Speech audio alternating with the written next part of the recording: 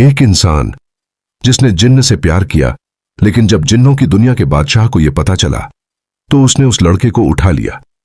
मौत और अंधेरे से भरी दुनिया में अब उसके सामने थी 3 रातों की खतरनाक चुनौती, जहां हर कदम पर मौत, हजारों डरावने जिन्न और एक ऐसा रहस्य छिपा था जिसे जानकर उसकी रूह कांप उठेगी। क्या वो अपनी जिन्न मोहब्बत को बचा पाएगा या हमेशा के लिए जिन्नों की दुनिया में कैद हो जाएगा? पूर्णिमा की रात थी। नदी का पानी बिल्कुल शांत था, लेकिन हवा में अजीब बेचैनी तैर रही थी।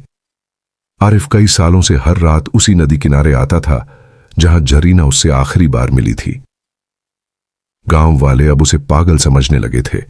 वे कहते, जिस लड़की से वो प्यार करता था वो इंसान नहीं थी। लेकिन आरिफ जानता था जरीना अभी भी कहीं ना कहीं मौजूद है। उस रात अचानक नदी का पानी चमकने लगा। चांद की रोशनी पानी पर पड़ते ही नीले रंग की लहरें उठीं। आरिफ घबराकर खड़ा हुआ। तभी उसके पीछे किसी लड़की की धीमी आवाज आई, आरिफ। उसकी सांसें रुक गईं। वह धीरे धीरे पीछे मुड़ा और सामने सफेद धुएं और नीली रोशनी के बीच जरीना खड़ी थी, पहले से भी ज्यादा खूबसूरत। लेकिन उसकी आंखों में अजीब दर्द था। आरिफ की आंखों से आंसू निकल पड़े। जरीना, तुम वापस आ गई। वह उसकी तरफ भागा, लेकिन जैसे ही छूने की कोशिश की, उसका हाथ धुएं के पार निकल गया। जरीना उदास मुस्कुराई। मैं अब पूरी तरह इस दुनिया की नहीं रही। मुझे कुछ नहीं चाहिए, बस तुम वापस आ जाओ। आरिफ रो पड़ा। लेकिन तभी अचानक नदी का पानी काला होने लगा। आसमान में हजारों कौवे चिल्लाने लगे। जरीना का चेहरा डर से सफेद पड़ गया। वो आ गया। कौन? अचानक नदी के बीचों बीच एक विशाल भंवर बना। पानी के अंदर से लाल आग निकलने लगी। धीरे धीरे उस भंवर से एक और दानव बाहर आया, लेकिन ये अजराक नहीं था। यह उससे भी ज्यादा भयानक था। उसका पूरा शरीर हड्डियों जैसा था। आंखों में नीली आग जल रही थी। उसके सिर पर विशाल सींग थे। जरीना कांपते हुए बोली, ये जिन्नों की दुनिया का बादशाह है, मलिक अल जुल्म। उसकी आवाज सुनते ही पूरा गांव कांप उठा। दानव की नजर आरिफ पर पड़ी। तो यही है वो इंसान जिसके लिए तुमने जिन्नों का नियम तोड़ा?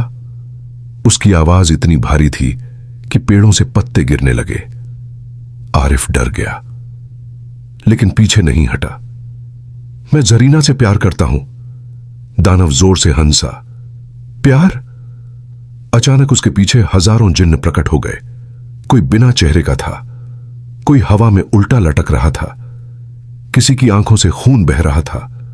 पूरा आसमान जिन्नों से भर गया। गांव वाले अपने घरों में छिपकर रोने लगे। मलिक अल जुल्म ने अपना हाथ उठाया, तभी जमीन फट गई। उस दरार के अंदर एक विशाल काला महल दिखाई देने लगा। अगर तुम जरीना को चाहते हो तो तुम्हें जिन्नों की दुनिया में आना होगा। आरिफ चौंक गया। जरीना चीखी, नहीं, वहां जाने वाला इंसान कभी वापस नहीं आता। लेकिन मलिक मुस्कुराया।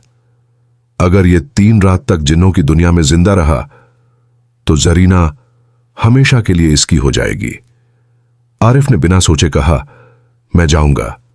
जरीना की आंखों में आंसू भर गए। तुम मर जाओगे। आरिफ ने उसकी तरफ देखकर मुस्कुराया। अगर तुम्हारे बिना जीना है तो मरना बेहतर है। अचानक जमीन की दरार और बड़ी हो गई। उसके अंदर से हजारों आत्माओं की चीखें आने लगीं। काली हवाएं पूरे गांव में घूमने लगीं। मलिक अल जुल्म ने अपनी विशाल उंगली नीचे की तरफ की और अगले ही पल आरिफ उस अंधेरी दरार में गिरने लगा। जरीना चीखती रह गई, आरिफ! नीचे सिर्फ अंधेरा था, अनगिनत डरावनी आंखें और मौत जैसी ठंडी हवा। फिर अचानक धड़ाम! आरिफ एक काली जमीन पर गिरा। उसने धीरे धीरे आंखें खोलीं और सामने जो था उसे देखकर उसकी रूह कांप गई। पूरा आसमान लाल था। हजारों जिन्न हवा में उड़ रहे थे।